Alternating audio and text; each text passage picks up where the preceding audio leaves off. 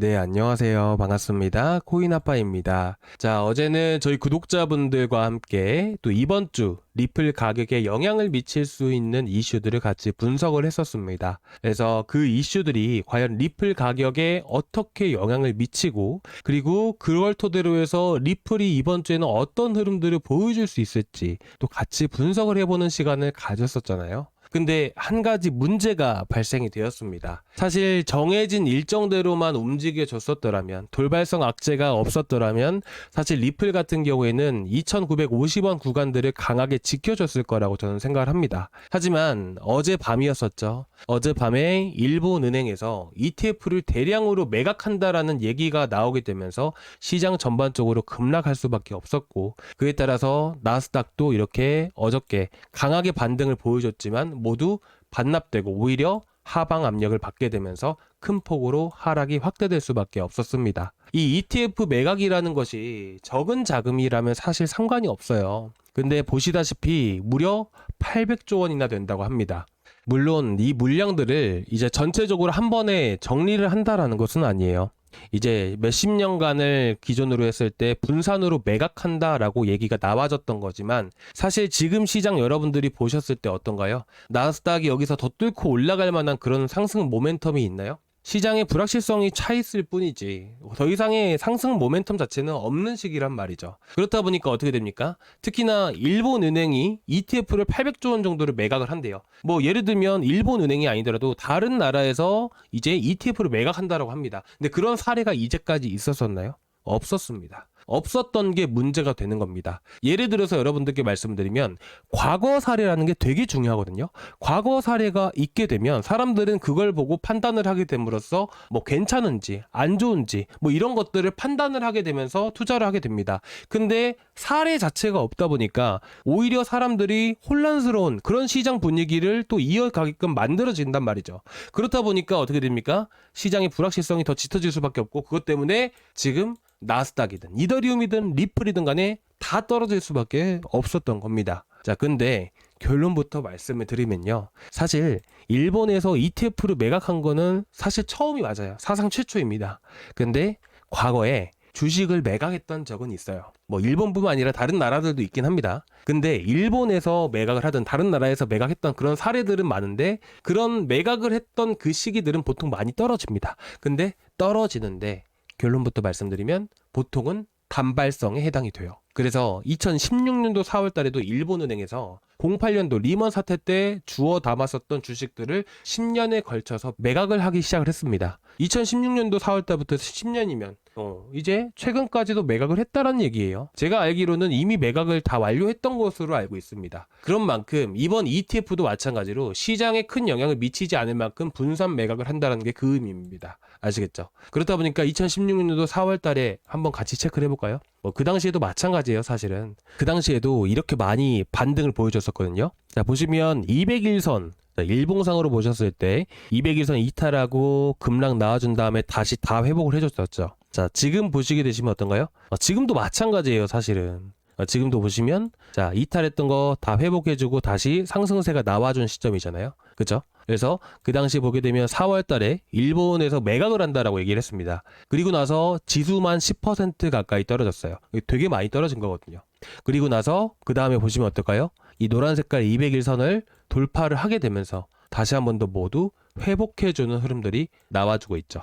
마찬가지예요. 이 매각이라는 부분들을 우리가 기준 삼아서 보시면 안 되고, 미국 증시, 암호화폐 산업을 우리가 봐야 된다는 거예요. 이게 무슨 말이냐? 자, 일본에서 ETF를 매각하고 주식을 매각한다고 해서, 자, 미국 경제, 자, 미국 증시는 뭐예요? 미국 경제와도 같은 겁니다. 미국 경제가 선반영이 되고 있는 게 미국 증시예요. 그럼 미국 경제와 똑같다라는 거 아닌가요? 근데 일본에서 ETF 매각하고 주식 매각한다고 해서 미국 경제가 망한가요? 아니죠. 그렇기 때문에 우리가 쉽게 생각만 해봐도 이거는 단발성 이벤트에 불과하다는 것입니다. 그렇기 때문에 리플이든 이더리움이든 간에 어떻게 될 수 있을까요? 지금 당장에선 떨어질 수 있겠지만 좀 더 떨어질 낙폭은 좀 더 열어둬야 됩니다. 근데 이게 단발성이다라는 부분들이죠. 결국에는 뭐 나스닥 같은 경우로 보시다시피 떨어졌다가 다시 회복해준 흐름들이 이어져 나올 수 있다는 거예요. 근데 낙폭이 좀 더 열어둬야 된다고 했잖아요. 한 1% 정도 더 떨어질 가능성이 높아요. 그렇기 때문에 미국 증시 같은 경우는 1% 떨어지게 되면 리플 같은 경우는 지지 라인이 거의 가까워졌잖아요. 투매가 한번 발생될 가능성이 높다. 요 정도로 보시면 될 것 같아요. 근데 이전에 밑골이 닿은 위치가 2680원 구간이고 2600원까지는 열어두고 볼 필요가 있겠지만 이전처럼 밑골이 달고 회복해 줄 가능성이 높아요. 자, 보시게 되시면 이게 무슨 말이냐. 자, 여기 밑꼬리 구간들 그리고 밑꼬리 구간들 이탈하면서 투매 나오면서 급락 나와줬었죠. 그리고 나서 바로 회복해 주지 않나요? 저는 이런 흐름들이 나온다고 보는 겁니다. 지금 보시게 되시면 이제 얼마 전 지지를 해줬던 지지 라인에 거의 걸쳐져 있는 상황들이에요. 그리고 미국 증시 같은 경우도 낙폭이 조금 더 확대될 수가 있다란 말이죠. 그렇기 때문에 이전처럼 이탈했다가 바로 회복해주는 흐름들이 나와줄 가능성이 높아요. 그래서 저는 2600원까지는 보되 여기 구간을 지지해주고 바로 회복해줄 가능성이 높기 때문에 지금 리플을 보유하고 계신 분들 같은 경우에는 오히려 너무 걱정하지 않으셨으면 좋겠어요. 그리고 저희가 어차피 계속 단타를 해 나가고 있다는 것 여러분들도 알고 계시잖아요. 그죠? 결국에는 이제 어떻게 보면 나스닥이라는 게 지금 이처럼 횡보하는 구간들 있죠. 자, 잘 보셔야 됩니다. 자, 시장의 돈의 흐름들을 여러분들께 말씀을 드리는 거예요. 우리가 어떤 코인들로 단타를 해야 되는지를 여러분께 말씀을 드리는 겁니다. 아시겠죠? 자, 보시면 횡보하죠. 이 횡보 시기에는 이더리움이나 비트코인이나 리플이나 이런 것들이 막 크게 움직일까요? 아니에요. 증시 자체에 대한 영향들을 되게 많이 받다 보니까 증시가 급등 정도는 해줘야 이더리움이든 비트코인이든 리플이든 그때 급등을 합니다. 근데 리플, 이더리움, 비트코인 같은 코인을 뭐라고 합니까? 메이저 코인이라고 하죠. 그 메이저 코인들, 시가총액이 큰 코인들 같은 경우에는 시장이 급등을 할 때 같이 움직이는 거예요. 그러면 시장 안에 돈들은 넘쳐나는 상황들이기 때문에 현 시점에서 메이저 코인들로 자금들이 쏠릴 수 있을까요? 이 횡보하는 구간에? 안 쏠리겠죠. 그럼 그 코인들은 어디로 움직일까요? 내러티브한 이슈 있는 코인으로 움직인다라는 거예요. 그게 뭐였었어요? 자, 보시면 이거는 제가 영상에서도 나갔던 코인 무브먼트잖아요. 무브먼트 이슈 있었잖아요. 뭐 한국말로 나온지는 모르겠어요. 이 기사가 사실은 이제 영문으로 된 기사들을 한국 사람이 기자가 번역을 해가지고 다시 올리는 게 한국 기사예요. 그래서 보통 영문 기사부터 먼저 나오게 됩니다. 그래서 지금 나왔는지 안 나왔는지 모르겠지만 무브먼트 측에서 1억 달러를 투자를 받은 겁니다. 그러면 이게 대형 호재로 보통 이어지게 되거든요. 그렇다 보니까 이거 보자마자 여러분들께 추천이 나간 거예요. 근데 이 이슈 나왔다고 해서 바로 급등을 하는 게 아니라 조금 시간이 걸립니다. 그래서 무브먼트 58원 구간들 추천 나가면서 그때 또 72원까지 또 급등을 보여줬었잖아요. 그리고 최근에는 뭐 나갔었죠? 솜니아도 이슈가 있었던 거 혹시 아시나요? 마찬가지로 제가 410원 위치들 나갔었잖아요. 목표치 470원에 480원 구간들. 그렇죠? 이렇게 여러분들이 이슈가 있는 알트코인 위주로 해서 쏠리는 장이 지금 만들어지고 있기 때문에 우리는 이런 코인들을 빠르게 찾아가지고 이런 코인들로 단타를 쳐야 된다는 거예요. 보세요. 솜니아 이슈 있는 거 아시는 분들은 당연히 추세에 대한 흐름들을 보고 그리고 빨간선 구간들 가장 중요하다고 말씀드렸잖아요. 단타 칠 때. 그래서 언제 나갔었어요? 제가 어저께 아침에 빨간선 라인들 지지해주는 구간들 안에서 나갔던 겁니다. 그렇죠?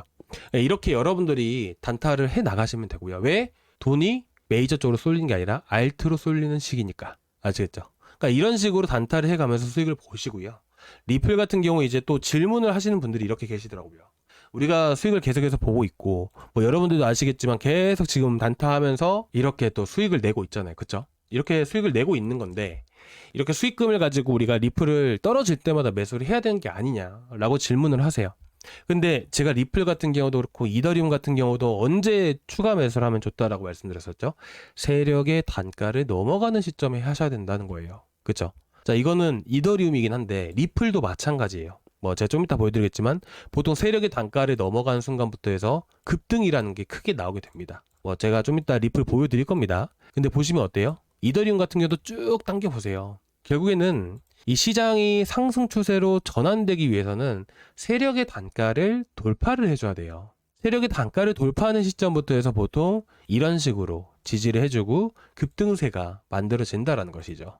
그렇기 때문에 리플 같은 경우도 마찬가지로 세력의 단가를 넘어갔을 때부터 우리가 매입을 해 나가는 게 가장 좋아요. 자, 무슨 말이냐? 자, 우리가 보통 이런 바닥에서 매수를 해야 된다라고 말을 하잖아요. 근데 그게 바닥인지 바닥이 아닌지 알 수가 없어요. 단지 그렇기 때문에 제가 항상 여러분들께 말씀드리는 것은 바닥에서 추가 매수를 하려고 하지 마시고요. 그거는 바닥에서 매수를 하려고 하시는 분들은 여기까지 떨어질 거라고 생각을 하고 리스크를 감안을 하고 들어가는 사람들이에요. 여기서 이렇게 갈지 여기서 이렇게 떨어질지는 아무도 몰라요. 근데 여기서 우리가 한 가지 확신을 갖고 알 수 있는 부분들은 어찌됐든 간에 제가 아까 말씀드렸던 건 뭐였죠? 자, 바닥에서 이미 여기서부터 다 물량을 가지고 있던 사람들은 여기서 매수를 해야 된다는 거예요. 왜? 여기까지 떨어져도 리스크 확보를 위해서 현금을 분명히 들고 있을 거니까요. 근데 한 방을 노리려고 막 저점에서 매수하려고 비중 많이 실으시려고 하시는 분들은 이런 자리에서 했다가는 손실이 더 클 수밖에 없다라는 거죠. 근데 여기서 더 확실한 걸 알 수 있는 부분들은 뭐냐면 결국 이런 큰 급등이 나오기 전에는 보통 세력의 단가를 넘어가는 시점부터 해서 큰 급등이 나와주기 때문에 여러분들이 오히려 이런 위치에서 매수를 하시는 게 좋다라는 거예요. 여기 위치들은 결국 세력의 단가를 넘어가기 때문에 그 다음부터 급등이 가능성이 높아진다라는 것이에요. 자, 이거는 리플을 가지고 여러분들께 말씀을 드려야 되는데 제가 자료는 제가 구독자방에다 올려드릴 거예요. 리플 세력들의 흐름들은. 그래서 그걸 꼭 체크해서 보시기 바라고요. 그리고 이제 내일 모레 마찬가지로 이슈 있는 것들은 계속 올려드릴 거예요. 아시겠죠? 단타에 가면서 수익 챙겨 가신다 보셨으면 좋겠고, 그래서 그런 코인들은 제가 구독자방에 올려드리고 있으니까 이슈들 같이 체크해서 보시면 좋겠죠? 그래서 그렇게 보고 들어오시면 될 것 같고, 저희 구독자방은 고정 댓글란에 링크 있어요. 그 링크 타고 들어오시면 되십니다. 그래서 링크 클릭을 하시면 이 페이지가 나오게 되는데 여기서 실시간 소통방 입장 이거 하나만 클릭을 해주세요. 그리고 제출 버튼까지 눌러주시면 제가 구독자방 링크를 문자로 보내드릴 겁니다. 안녕하세요, 코인아빠입니다. 이제 저희 구독자방은 여기 링크 타고 들어오시면 되세요 하고 링크를 이렇게 쭉 전달을 드리거든요. 링크 타고 들어오시면 지금 보고 계시는 저희 구독자방 바로 보이실 겁니다. 그래서 단타 하시면서 또 여러분들 걱정되시거나 궁금하신 거 있으시면 언제든지 말씀해 주세요. 저희 구독자방 다 들어와 계시고 저희 구독자분들이랑 해서 이번 시장 여러분들과 함께 잘 이겨나가고 싶습니다. 그런 의미로, 좋은 의미로 여러분들께 또 이제 초대를 해드리는 거고요. 아시겠죠? 자, 오늘 여기까지 좀 준비를 해왔습니다. 좀 어떠셨나요? 조금이나마 도움 되셨길 바라고, 조금이나마 도움 되셨다면 구독과 좋아요 한 번씩 부탁드리도록 하겠습니다. 감사합니다.